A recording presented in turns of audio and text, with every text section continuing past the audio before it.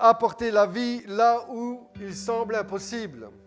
Dieu peut apporter la vie là où tout te semble mort, où tout te semble fini. Dieu peut apporter la vie. En Dieu, il y a de l'espérance. Ce que tu peux dire, en Dieu, il y a de l'espérance. Il y a une espérance dans mon mariage. Il y a une espérance pour ma vie future. Il y a une espérance dans ma santé. Est-ce que tu peux le dire? Il y a une espérance pour ma paix. Il y a une espérance, même dans mes inquiétudes, il y a une espérance. Alléluia. Amen. Alors pour rentrer dans ce message, on va lire, donc le titre de ce message, c'est « Des nouveaux temps de rafraîchissement ». Et on va lire un passage que tout le monde connaît, qu'on pourrait expliquer en profondeur, mais alors là, je suis parti pour une étude de 2 semaines, mais je vais juste parler de la pensée que l'Esprit de Dieu m'a donnée à ce sujet. Et c'est dans Ézéchiel 37,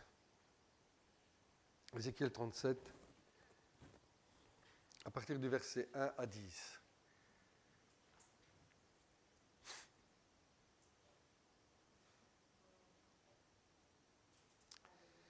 Ézéchiel 37, à partir du verset 1 à 10. La main de l'Éternel fut sur moi, et l'Éternel me transporta en esprit, et me déposa au milieu d'une vallée remplie d'ossements. Et il me fit passer auprès d'eux tout autour, et voici, ils étaient fort nombreux à la surface de la vallée, et ils étaient complètement secs. Quelle image macabre! Vous voyez, vous passez au milieu d'ossements secs, plein d'os, plein de crânes, et il dit, nous avons lu qu'il est bien marqué, et elle me fit passer au milieu, à droite et à gauche. Donc au fait, partout où il passait, il voyait que des ossements, des squelettes. C'est un peu spécial hein, quand même, comme image, non? Et il me dit, fils de l'homme, ces os pourront-ils revivre? Dieu pose la question. Est-ce que tu crois, tu crois que ces os pourront revivre? Et Ézéchiel répondit, Seigneur, Éternel, tu le sais. Alléluia. Quand Dieu vous demande quelque chose, une question, répondez toujours par Seigneur, tu le sais. Amen. Parce que s'il pose la question, c'est parce que lui, il le sait pourquoi il te pose la question.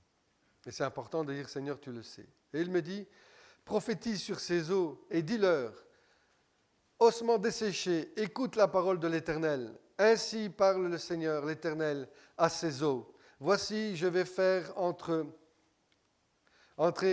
en vous un esprit et vous vivrez. Et je vous donnerai des nerfs et je ferai croître sur vous de la chair. Je vous couvrirai de peau et je mettrai en vous un esprit et vous vivrez. Et vous saurez que je suis l'Éternel. Je prophétisais selon l'ordre que j'avais reçu. Et comme je prophétisais, il y eut un bruit. Alléluia. Vous savez, c'est quoi ce bruit? C'est que tous les os commencent à s'assembler et reformer des corps. Gloire à Dieu. Et voici, il se fit un mouvement et les os s'approchèrent les uns des autres.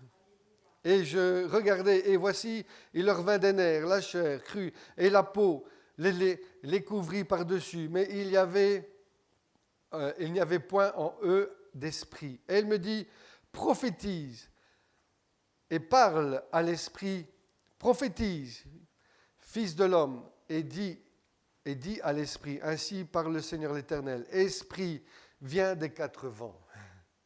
Alléluia. Souffle sur ces morts et qu'ils revivent. Et je prophétisais, vous avez vu combien de fois il fait marquer, prophétise, prophétise. Qui veut prophétiser ici? Esprit vient des 4 vents, souffle sur ces morts et qu'ils revivent. Et je prophétisais selon l'ordre qu'il m'avait donné, et l'Esprit entra en eux, et ils reprirent vie. Et ils se tinrent sur leurs pieds. C'était une armée nombreuse, très nombreuse, dont je veux faire partie. Amen. Alléluia. Amen. dont je veux faire partie. Qui veut faire partie de cette armée nombreuse qui vit, qui revit, qui est remplie? Mais regardez combien de fois Dieu dit prophétise, prophétise. Qui veut prophétiser sur ce pays? Qui veut prophétiser sur cette région?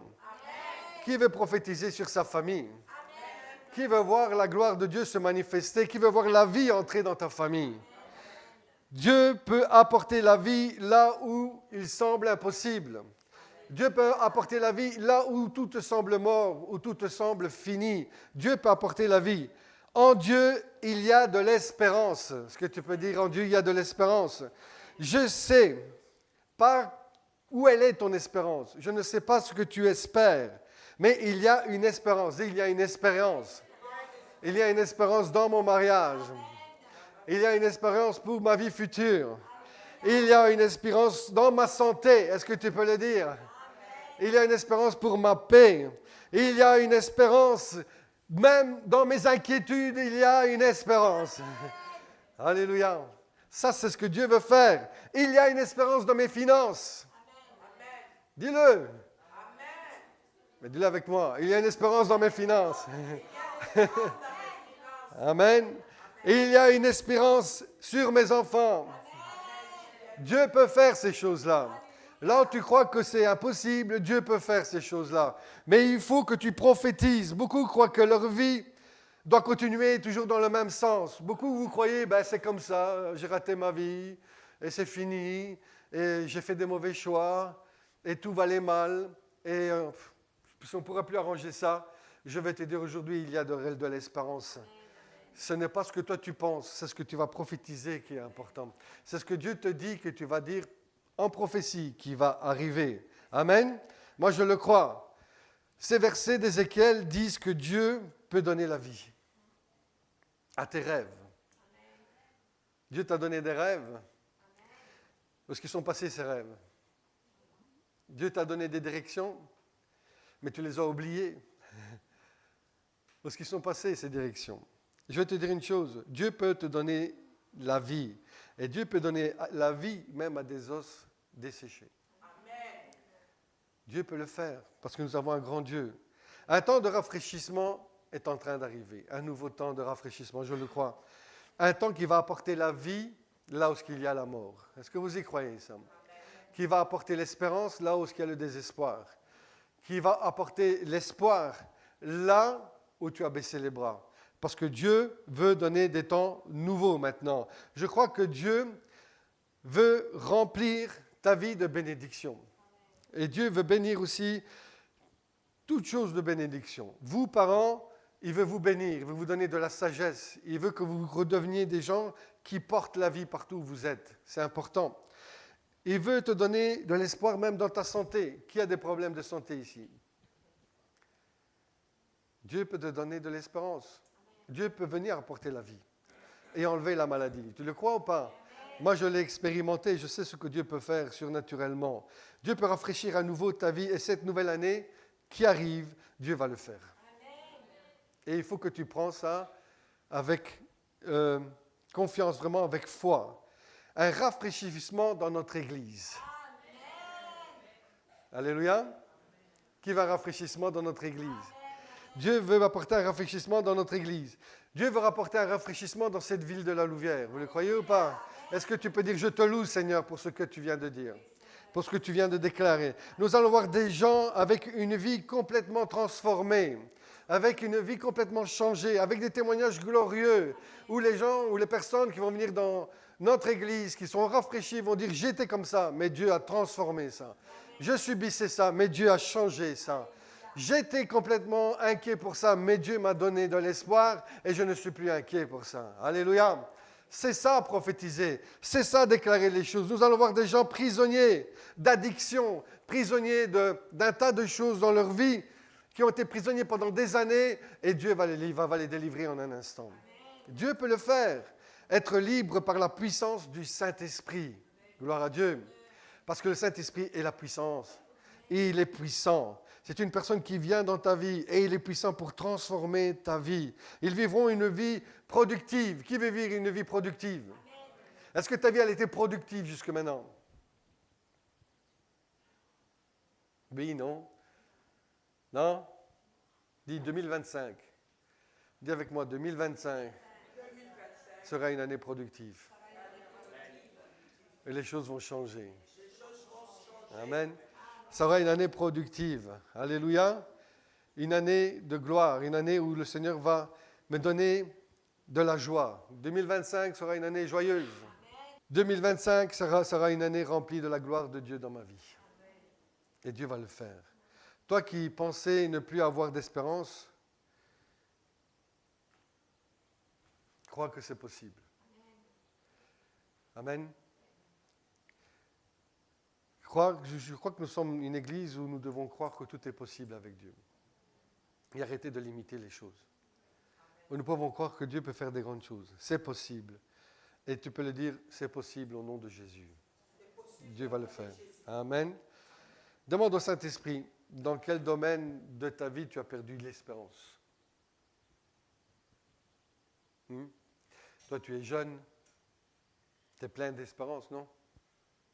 Bon. Dans quel domaine de ta vie tu as perdu l'espérance? En quoi tu n'espères plus? Qu'est-ce qui t'a rendu prisonnier? Et qu'est-ce qui t'empêche d'aller plus loin? Moi, je veux te dire une chose. Dieu t'attend depuis longtemps et ce qu'il veut faire dans ta vie est puissant et glorieux. Dis à ton voisin, regarde ton voisin et dis-lui, parle à tes os secs.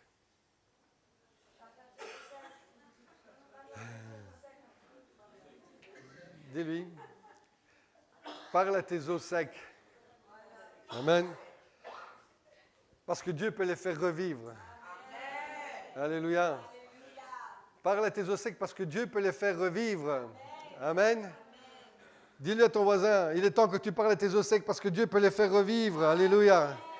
La Bible nous dit, car le salaire du péché, c'est la mort.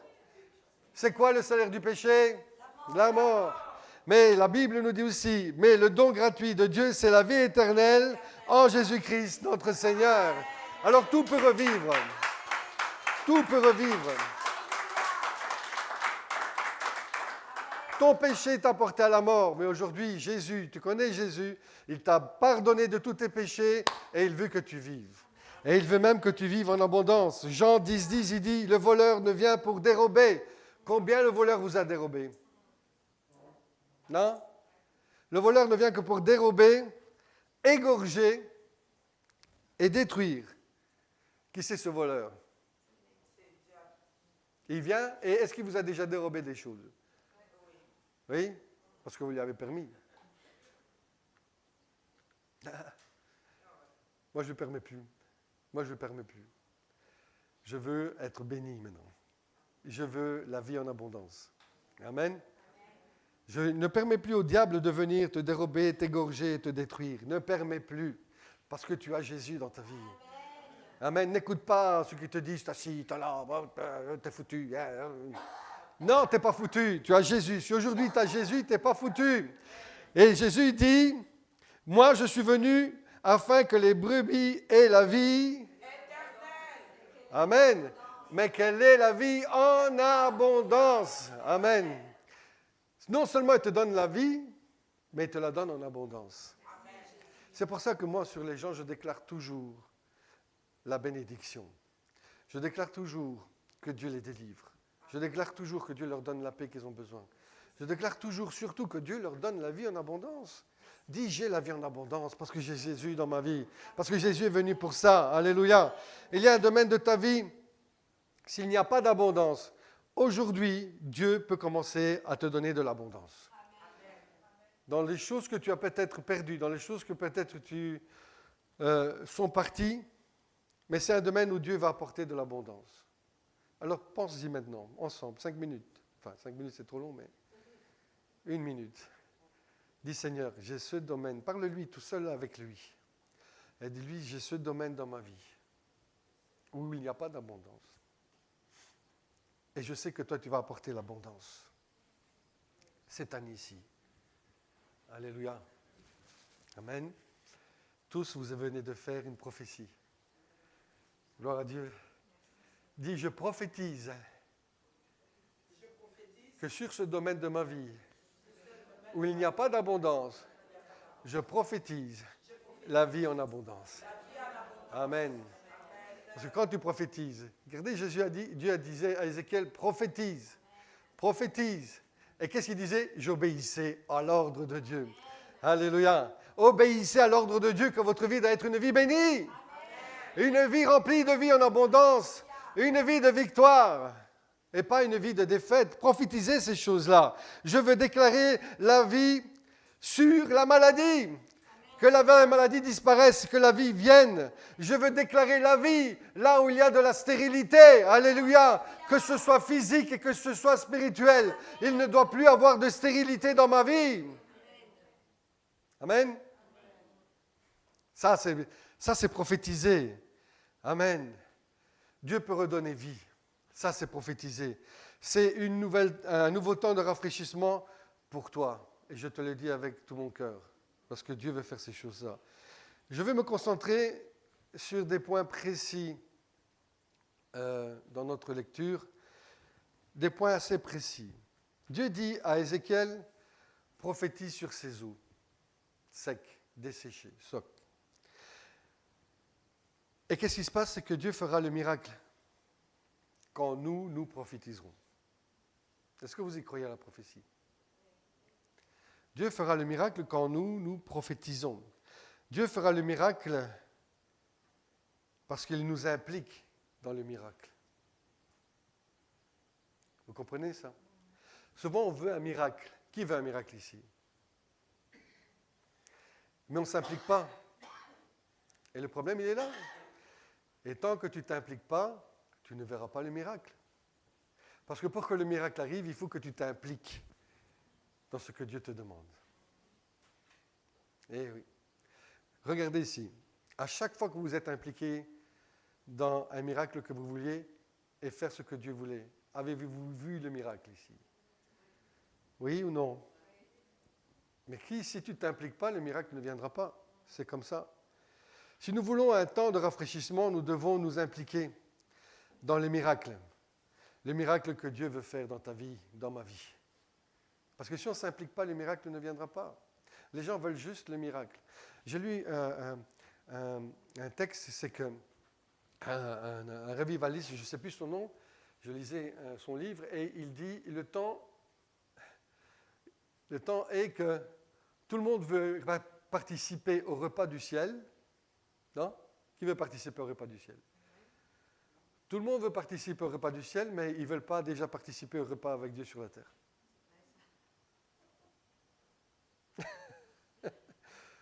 Si vous ne participez pas au repas avec le Seigneur sur la terre, vous ne pourrez pas participer au repas du ciel. Vous comprenez ça? Est-ce que vous êtes d'accord avec ça? Il faut déjà que Jésus rentre dans notre cœur, comme il est écrit dans la parole de Dieu. Moi, je suis à la porte et je frappe. Et celui qui ouvre, je rentrerai et je mangerai avec lui. Moi et mon Père, nous mangerons avec lui. Alléluia. Si tu n'as pas cette expérience déjà ici, sur cette terre, tu ne pourras pas avoir l'expérience du repas céleste. Comprenez ces choses-là? La vie, vous savez, Dieu nous la donne, mais il faut aussi la vouloir.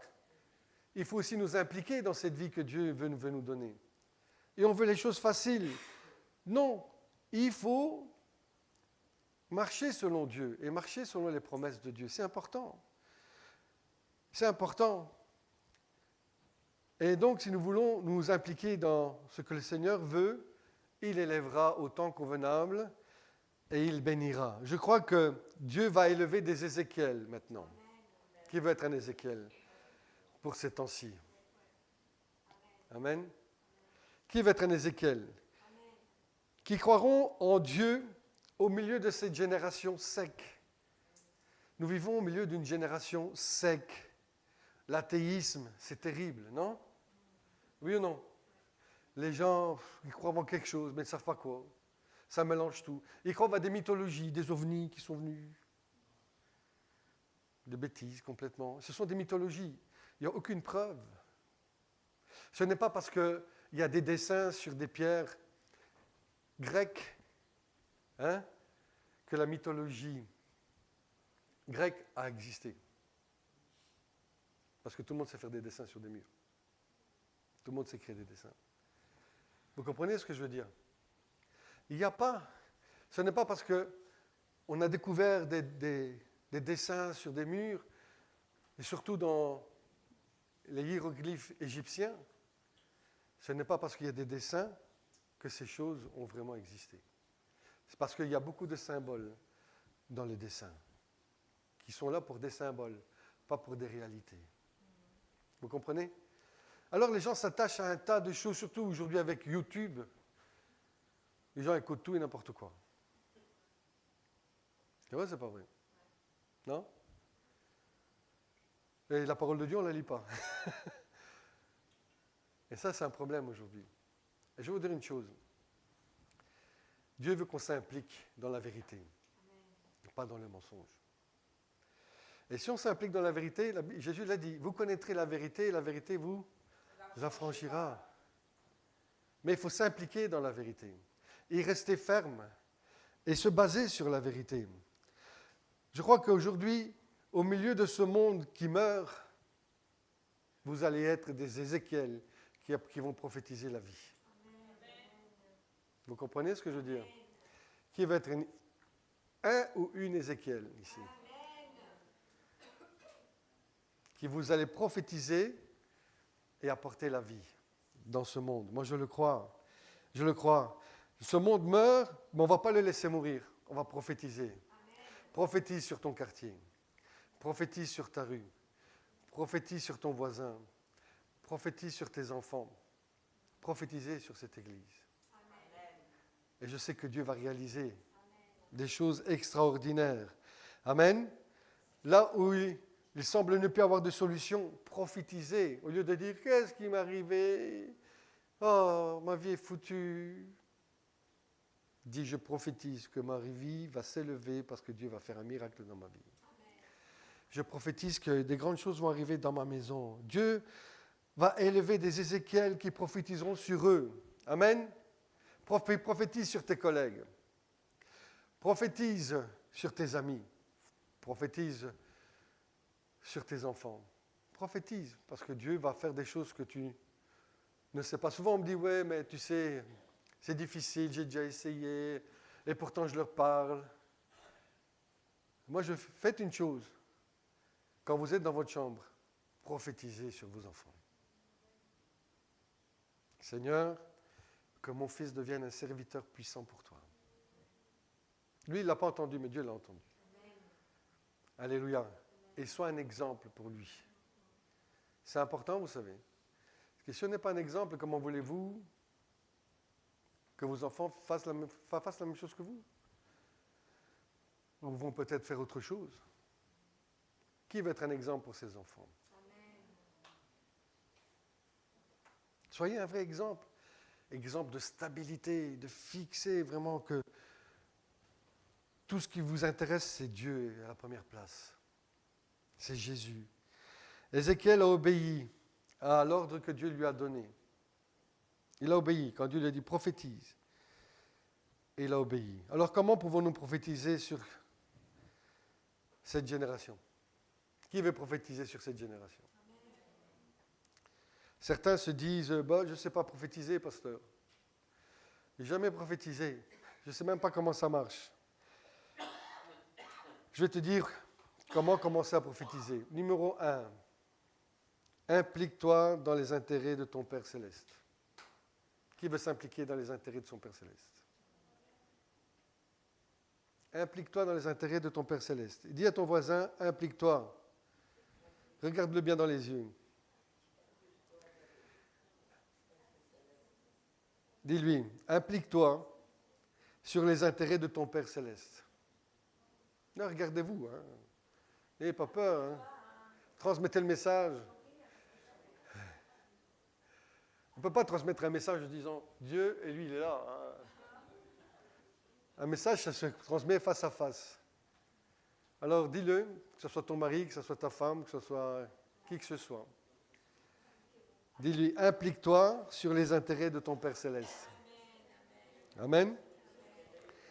Ézéchiel dit, il me déposa au milieu d'une vallée d'ossements remplie d'ossements. C'est-à-dire que vraiment, c'était le désastre. Il est où? Il est où Ézéchiel? Dans une vallée. Au milieu de la vallée, il n'était pas sur une montagne. Parce que nous, les chrétiens, on va être sur la montagne. Là, tout va bien là-bas. On veut que tout va toujours bien. Non? La Bible dit que Dieu le déposa au milieu de la vallée où il y avait tous les ossements. Il était en plein dedans.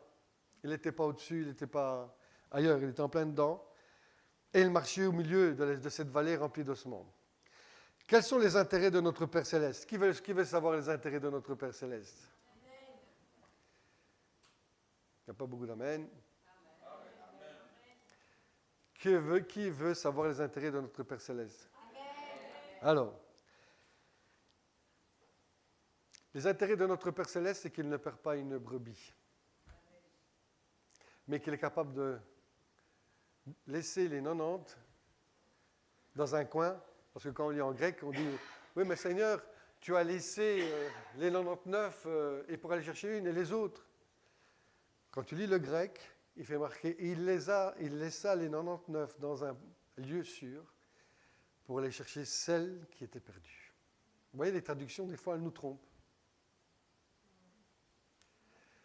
Dieu, les intérêts du Père, c'est de ne pas perdre une brebis. Pas perdre une âme. Vous êtes d'accord ou pas? Ça, ce sont les intérêts de notre Père. Alléluia. La Bible, elle dit que, comment je veux dire, que ce que Dieu veut, c'est que nous soyons tous sauvés. Vous savez, quand Dieu m'a appelé, parce que il m'a dit, je ne permettrai pas de perdre un élu. Parce que je m'étais éloigné, parce que j'étais rentré dans la tradition, j'étais rentré dans la religiosité.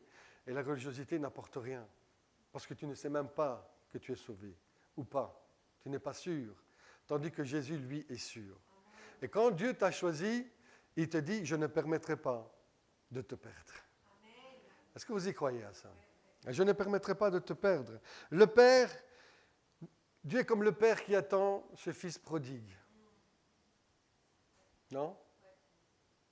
Il attend ce fils prodigue, le retour de ce fils prodigue, qui, vous savez, des fois vous demandez des choses à Dieu. Qui demande des choses à Dieu? Et des fois on insiste. Mais Dieu sait que ce n'est pas le temps. Mais Dieu va te le donner parce que tu insistes. Comme ce fils prodigue. Vous voyez ce fils prodigue? Il dit, voilà, je veux ton héritage, mais toi tu ne meurs pas. Donne-moi-le maintenant. Hein. Et je ne veux pas attendre que tu meurs pour profiter de la vie. Hein. C'est ça l'histoire du fils prodigue. Et le père, il sait que son fils lui demande quelque chose qui lui appartient, mais que ce n'est pas le temps. Et il lui donne quand même. Et vous savez pourquoi Dieu ne nous donne pas souvent directement des choses qu'on lui demande? Parce qu'il sait que ce n'est pas le temps. Et si ce n'est pas le temps, on va l'utiliser mal.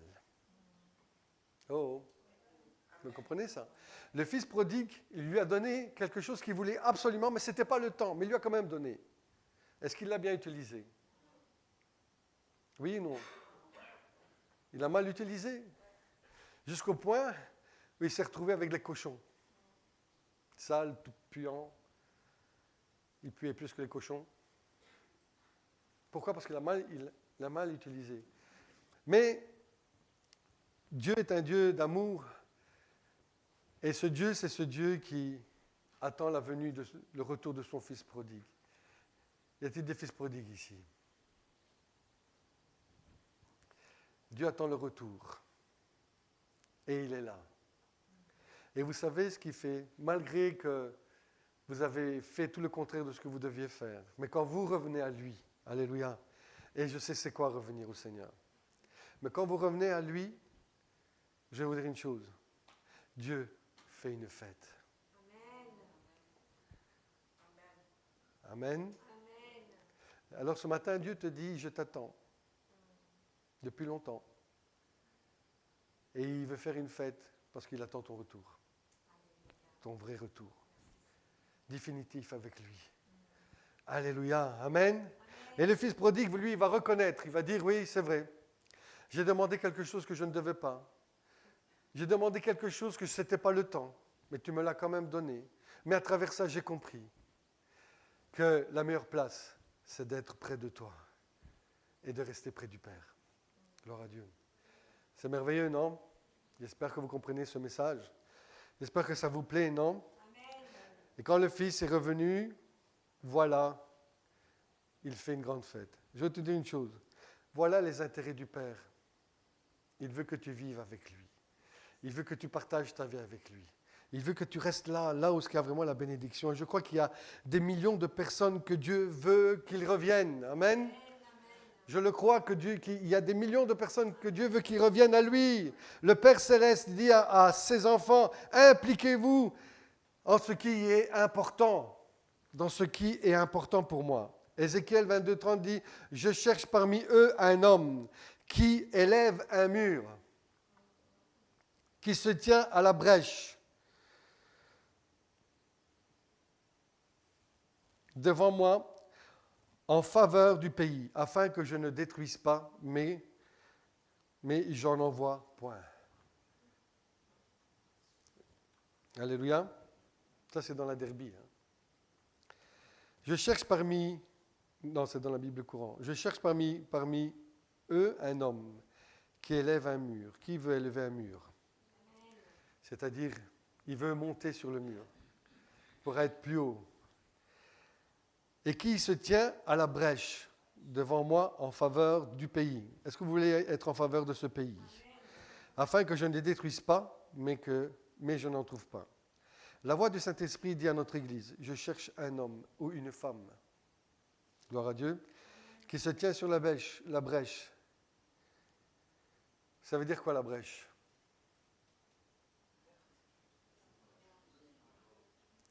C'est une activité continue.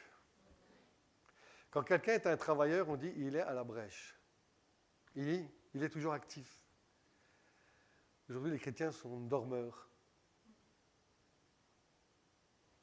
On verra. On a le temps. Oh.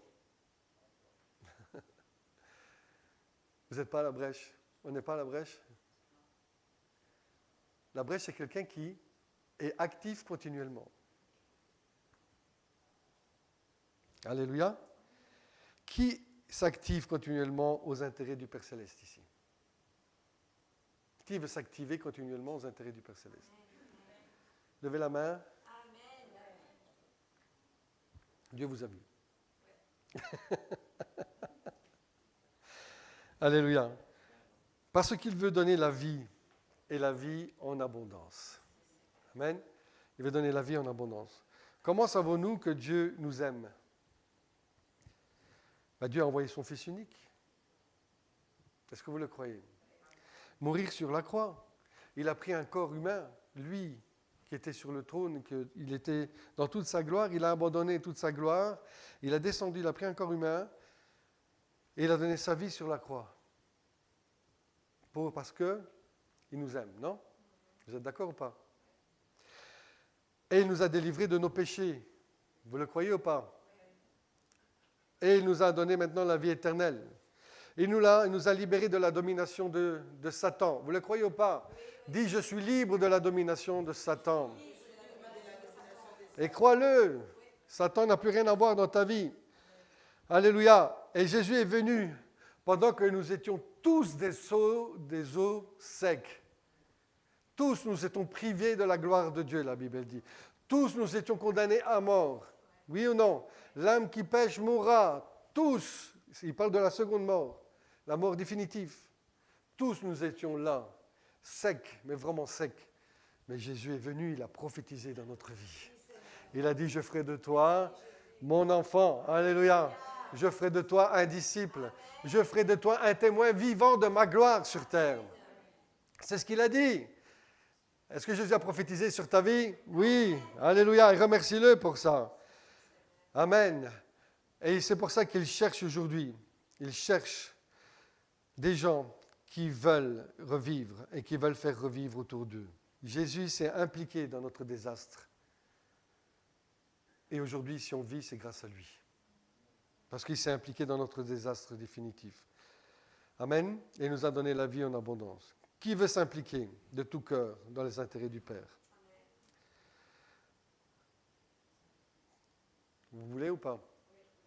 Amen. Amen. Seigneur, remplis-nous de ton amour, afin que nous soyons actifs pour toi. Gloire à Dieu. La deuxième chose, c'est prêcher avec une vie exemplaire. Parce qu'on prêche beaucoup avec la bouche, mais avec des actions. Non? On prêche beaucoup avec la langue, mais avec des actions.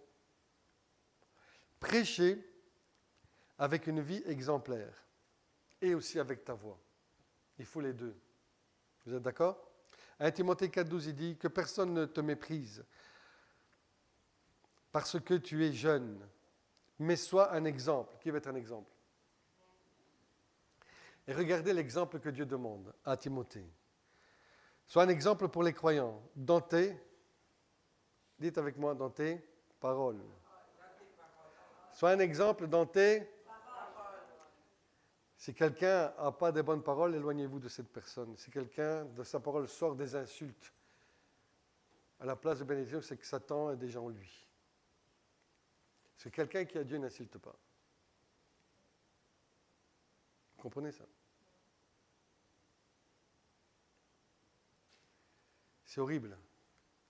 Comment tu peux bénir Dieu et insulter?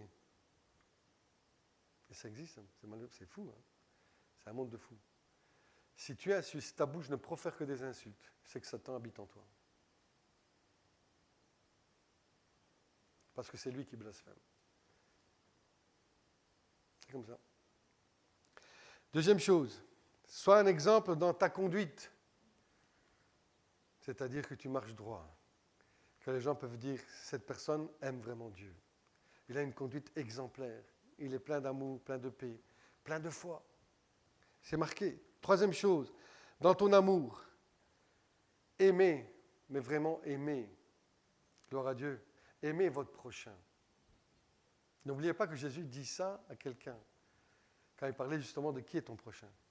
Ton prochain, vous savez, c'est qui? C'est le bon samaritain. Vous savez pourquoi? C'est quand la Bible elle parle de ton prochain, c'est que tu dois aimer ton prochain comme toi-même. Ça veut dire quoi? C'est que tu dois aimer ton prochain parce que lui fera la même chose que toi tu ferais pour lui. Voilà la différence. Quand il dit aimez vos ennemis, il ne dit pas de l'aimer. Vous avez déjà entendu la Bible dire aimez vos ennemis comme vous-même? Non. Tu dois aimer ton ennemi, mais tu ne dois pas le subir. Tu dois prier. Aimer son ennemi, ça veut dire prier pour que ces gens-là, un jour, plient les genoux devant Dieu. Ça ne veut pas dire de les suivre et de se laisser écraser.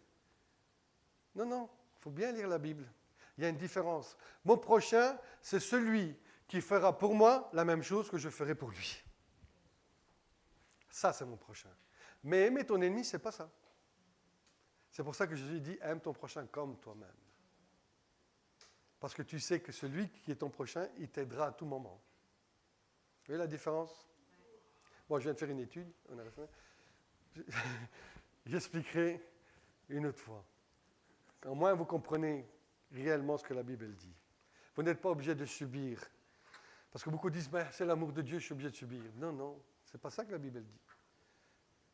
Au contraire, la Bible dit résister au diable. Oh! Et si une personne vous fait du mal, vous n'êtes pas obligé de subir. Mais priez pour que cette personne... D'accord, vous vous éloignez, mais priez pour que cette personne plie un jour les pieds, les genoux devant Dieu, surtout avant qu'il meure, parce qu'après c'est trop tard. Oh! Vous avez compris la différence? C'est énorme. Gloire à Dieu. Et il dit quoi? Sois un exemple dans la foi. Qui va être un exemple dans la foi? Amen. Sois un exemple dans la foi. Et encore, quatrième chose, sois un exemple dans la pureté. Qui va avoir ces qualités? Amen. Parole, conduite, amour, foi, pureté. Si tu veux être un Ézéchiel au milieu d'une vallée d'ossements, que ceux qui sont morts spirituellement voient la vie en toi. Amen. Dieu t'envoie pour que les gens voient la vie en toi. Ma vie, donc, c'est prophétiser là où il y a la mort afin que la vie vienne. Si tu vois ton mariage qui est en train de se dégrader, déclare la vie sur ton mariage. Prophétise la vie, prophétise le renouvellement dans ton mariage. Amen. Ma conduite témoigne d'une restauration par le Saint-Esprit. Est-ce que ta vie témoigne d'une restauration complète par le Saint-Esprit? C'est comme ça. Reflète la vie de Dieu. Fais refléter la vie de Dieu en toi. C'est ce que Dieu t'appelle. Être un exemple, c'est suivre et ressembler à Jésus-Christ. C'est ça, être un exemple. Chaque jour, apprendre de Jésus, prendre sa croix. Ça, c'est difficile. Qu'est-ce qu'il dit Jésus?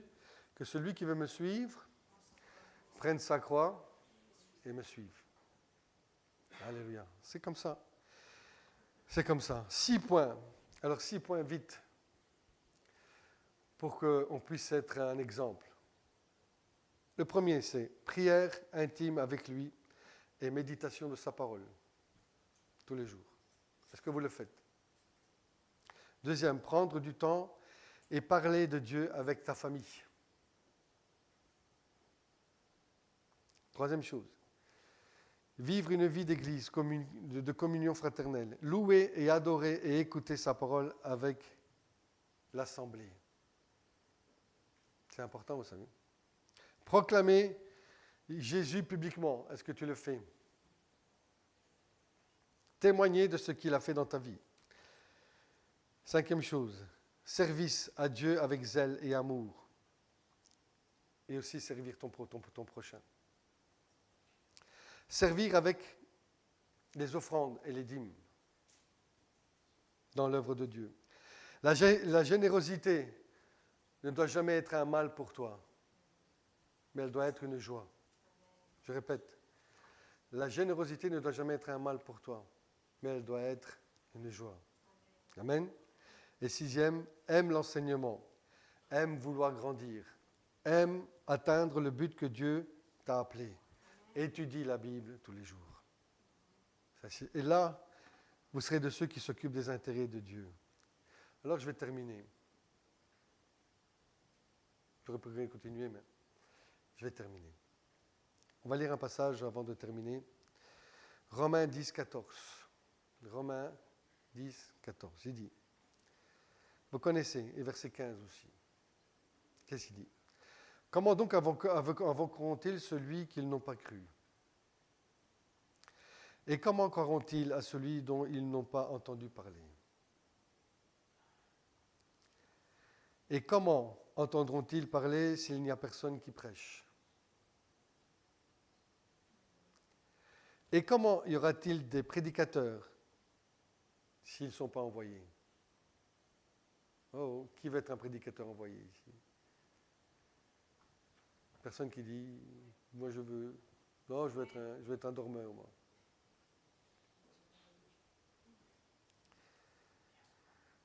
Selon qu'il est écrit, qu'ils sont beaux les pieds de ceux qui annoncent la paix. Amen. Qui va avoir des beaux pieds? Amen. Qui annoncent la paix. Alléluia. Amen. Gloire à Dieu. De ceux qui annoncent la bonne nouvelle. Voilà ce que Dieu veut de nous.